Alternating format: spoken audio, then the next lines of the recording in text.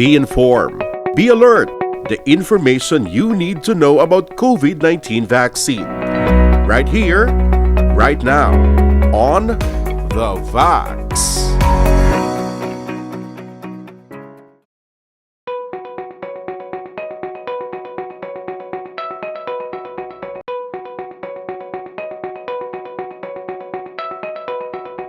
Ang polyethylene glycol, amo ni siya ang ginatawag na adjuvant or ang adjuvant, amo ni siya ang gina-input pala sa main components ang bakuna nga makapaubra nga mas epektibo pag ang bakuna ang pag-deliver bala no, so maka-help siya sa effectiveness ng vaccines.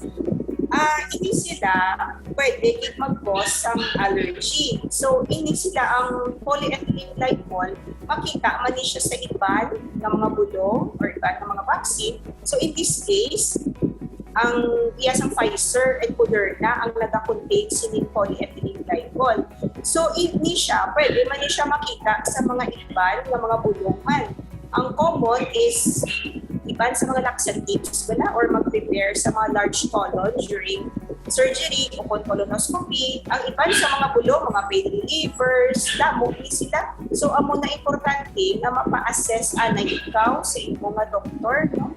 Prior, ikaw pamagpunahan kung may history, ikaw especially sa mga severe allergy sa mga bulong para ma-evaluate isa-isa kay kabudlay wala mag-generalize kay hindi kada tawo lain-lain ang aton man na response kagang allergies very specific siya sa kada tawo lain-lain siya hindi man namin yung allergy ko ikaw maamo man sina kay ini siya imo niya nga response sa imo lawas. So in general man lang ang allergy nga symptoms pwede man siya it can range sa mild.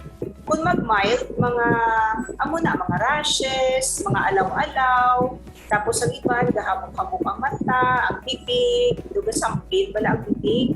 Ang iban, kung more severe na siya, so may add-on pagit siya, nabudeto ng hawa, amotong hamak kakalipong, iban sinakit sa tiyan, nga nagadilupon. So any pwede nga mag-manifest sila.